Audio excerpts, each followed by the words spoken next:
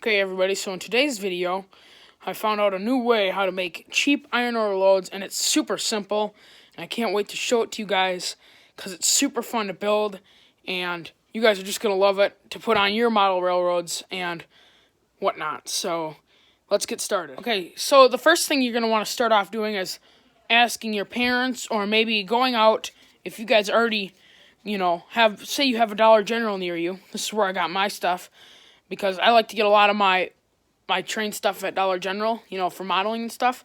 So you get this, let me turn it around here, dry floral foam block, and this is used for the load itself. It's super lightweight, and it's awesome to work with. So it can be a little bit dusty at some points in time, but it's nice. It cost me $2 to do this. I would say all around for the load itself to make, it's probably about $1 to make for one load. If I were to sell them, it'd probably be $1 each. So yeah, this is what I'm using right here. $2, and make sure to get the fine stuff, okay? This kind of stuff. Don't get the coarser stuff.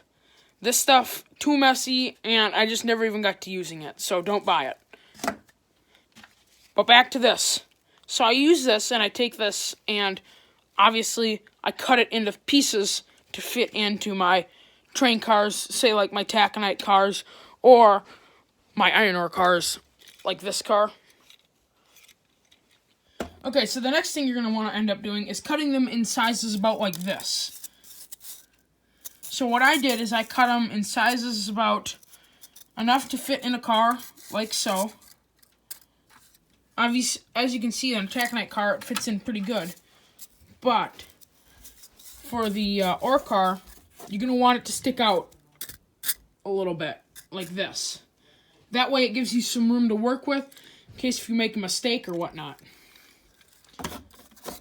After you've cut your desired chunk, then you can cut the sides like this. See how I cut mine with the little curve in it? Because you can see inside the ore cars, there's a little slight incline. So you want to cut that so it'll be like that, and it'll work awesome. Alright, so now I'm going to show you guys your next step. So the next step, once you already have this, you want to get a file, okay? And I'm going to show you guys how to do it pretty soon here. But you want to get a file, and you want to file it down like this. Now this one's a little bit uneven, but those can always be evened out. This one's probably one of the better ones that I've made today. And you're going to want to file it until you have your desired length. And I'll show you guys how to do it. I use a very small file. Looks like about like this. And I just file it down. Because the material is so soft and so fragile, it can cut down really easily. That's why it's so fun to work with, because with this kind of knife and with this kind of knife, you can do just about all your cutting with simple tasks. So once you have it carved down, I'm going to show you guys your next step once I get to that point.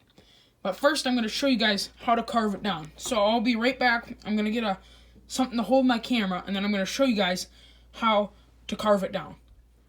Okay, so now that I have my desired length cut, like I had said before, now I'm going to go down and shave it. So here's I'm going to show you how to shave it. So first, you get a little box, because it's quite dusty and messy, as you can tell. And then you're going to want to, if you want to do like a double hill, or something like that, you got to go find the middle and just kind of carve out a spot like this. Okay? And once you're done with that, make sure it's even in all places. So now it's even and cut like that. Now what you're going to want to do is you're going to want to go up and like that, and to round out the edges of each side.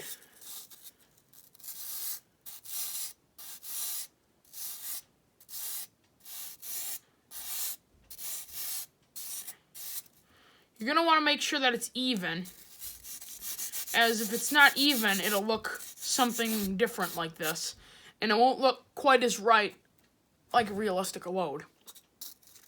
So once you're done with that, you're going to want to hold on to this and not do anything more with this until you're completely done with both around side the edges of the two hills, which we have right here.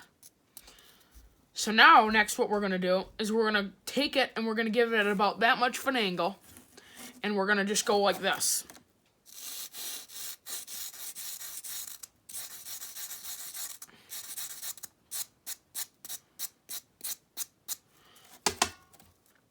See how that kind of looks like that? That's exactly the look you're looking for. And then you're going to want to just keep doing that until you're happy with the degree of the hill. Now the back part is one of the harder things to do. You got to get that just right so it doesn't look goofy. So what I do is I just round it.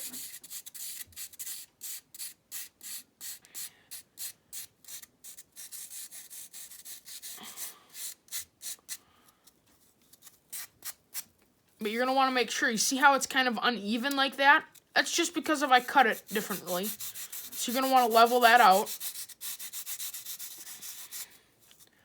That looks pretty level. See how I leveled that out? Super simple to use with this file because the file really helps it get, and it's just really easy to move and cut the material with the file.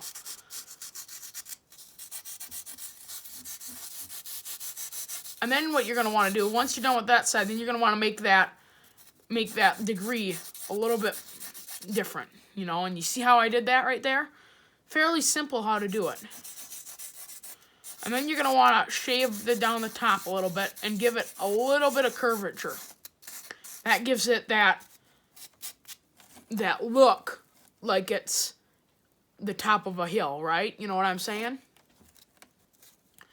So now I'm going to take a look at it, and you have your test car here. And now you're going to put it inside the test car and see how it looks inside. I see that it's not really sitting as well as I want it to. See that? It's not really sitting that good. So now what you're going to do, if you want to make it sit well, you want to shave or maybe even cut this down. Or even like what I do sometimes is I just scrape it. Because this material is so soft, sometimes I can just scrape it and then cut it to my desired length.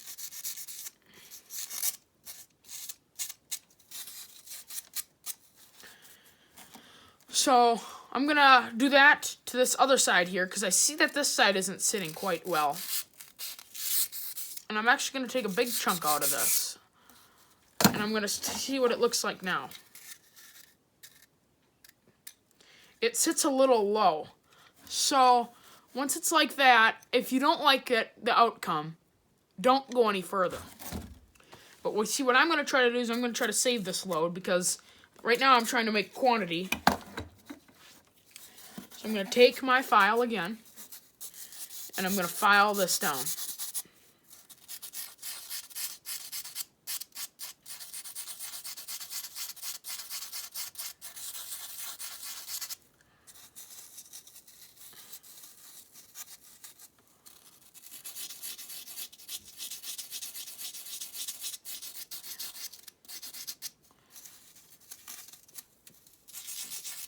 And like I said, you're going to want to do this to either sides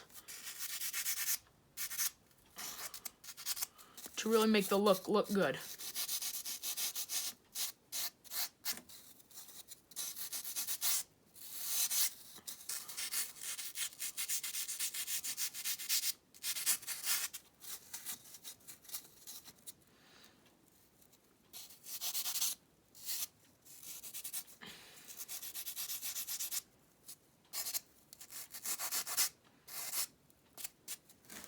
So now that that's done, I'm going to blow it off. Just go ahead and blow it anywhere you like.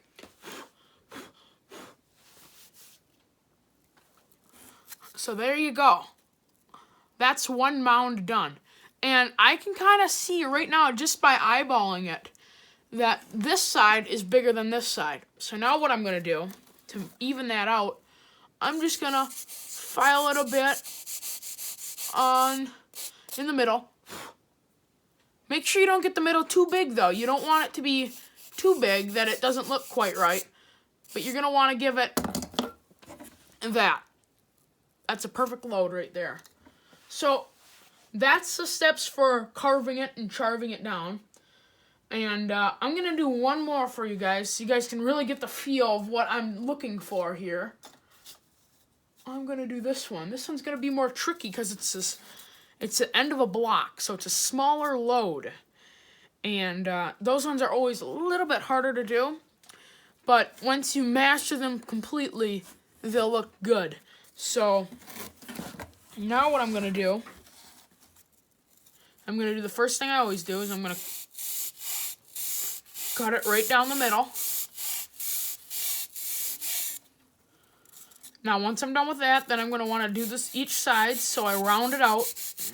Make sure you do it either side. That really evens it out. If you only do one side, it's not going to be even.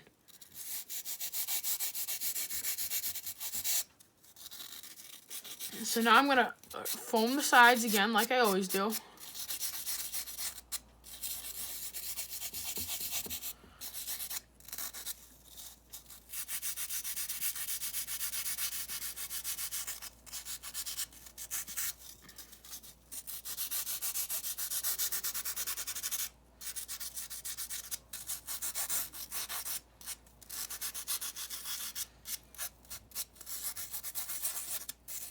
And then you're going to want to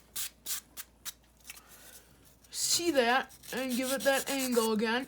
Sometimes just do it multiple times just to really get that look that you're looking for. You know, and sometimes it's hard to master that skill. It took me 4 tries to get the oar load mastered. But once I finally did it, it was one of the best things that I ever did. Because now I'm not debating whether or not to buy these loads or not. Because now I can spend more money on the loads itself or on my upcoming layout or something like that. See, that's all you need to do sometimes is just cut it out like that. See, there's one heel done. So the next thing we're going to do is we're going to do the same thing that we did to this other side. Cut the sides like we always do. Go over to the other side, cut the sides like we always do. Give it that angle that you're desiring to look for. Once you master that angle, that's all you need to do. That's really the biggest part about these loads right here, is that angle. So now you're going to want to give it a little bit of steepness, and you're going to want to kind of round out the middle. And then you're going to want to carve around the outsides again. Carve around the outsides, and then carve around the back. Blow it off. Maybe you imperfected a little bit. Correct it.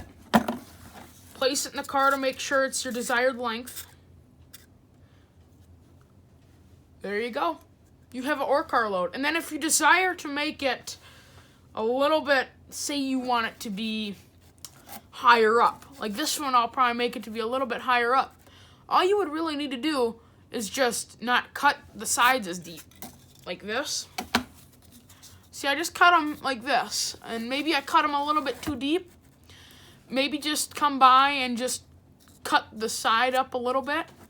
And it should go up good. But if you don't do that, you might have different looking cars.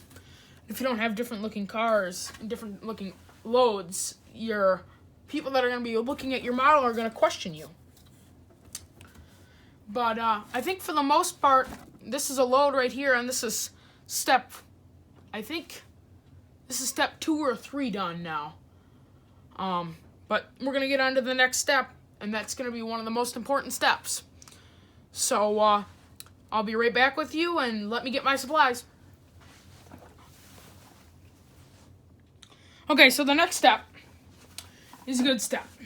And this is going to be how to bond your iron ore to your load, and then how to really ensure the nice look of your load.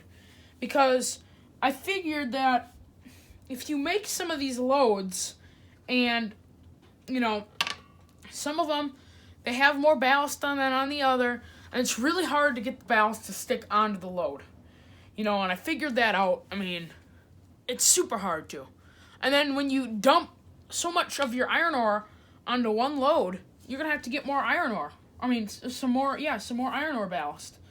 So I figured that if I just painted them, that would work good just to secure it. So right now what I'm going to use is a iron oxide acrylic paint. You gotta make sure it's acrylic, because if it's not acrylic, it's gonna shine. It's gonna look goofy. So you're gonna want to paint it. You want to get a good dab on there because you really want your paint to get in there nice and good. Now you're gonna just go like this and just paint it up until the outsides.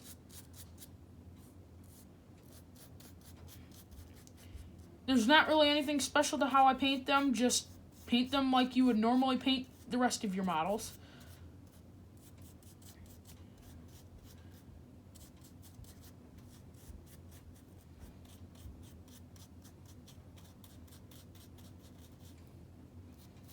But you want to make sure that you have a little bit more than enough, because if you don't paint it enough, well, then you're going to have it looking like it's, like it's not fully done, and you're going to have little bits of green hanging out, and that's really the last thing that I want, because I want to make showroom quality models here.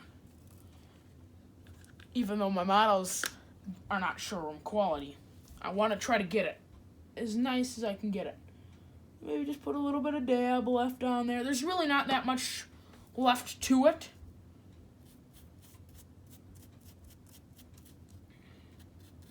Make sure to get the sides good, really good, because if you don't get the sides good, it's going to look not right. And you want your ore loads to look nice, because people are going to be looking from up above at your cars. Not from down below, but from up above. And yes, some of the foam will come off while you're painting it, especially if you're using like a plastic brush like I am. But really the best thing you can do in this step and process is just really get the outsides good. I could care less if the ballast isn't right. I just want it to really look out like that. You want to get that all around side. You see what I'm doing here? And then you're going to want to maybe get around the bottom here with some little bit of excess paint, on your paintbrush. Because, you know what, you never want to have too little paint, but you don't want to have too much either. But too much really can't hurt this process here. So once you have this painted, I'm going to show you guys your next process, because you're going to want to do this as soon as you can. So I'll be right back. And I'm going to leave you guys filming. I'm just going to grab it. It's all set to be good, ready to go. So my next process is the ballast part. So right here I have my ballast and a little cup to spread it in. So I'm going to take you guys off the tripod here, and I'm going to show you guys how I do this. So I'm actually going to stop filming, and then I'm going to bring the tripod over here. Alright. Okay, so now that you have your load painted, just after you're done painting it, I'm going to show you guys what it looks like up. It's a little bit higher up. And I'm just going to give it a nice heavy coat with ballast. Give it as much as you possibly can. Make sure to get the sides good.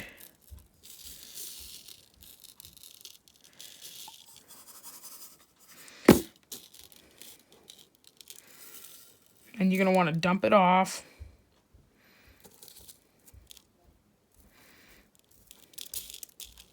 Maybe tap it off. You don't need as much iron on your load. So now you're going to want to let that dry, okay? Now that that load is done. This load is now complete. I'm going to show you guys a closer up view of it.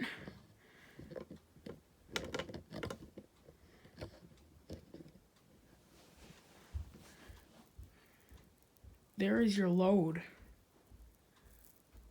Now you're going to want to let that dry. I'm going to show you guys what they look like when they're complete. Okay? So that is a load right there. Alrighty, I'm going to finish up these ones, and I'm going to let them dry, and then I'm going to show you guys what my finished product looks like.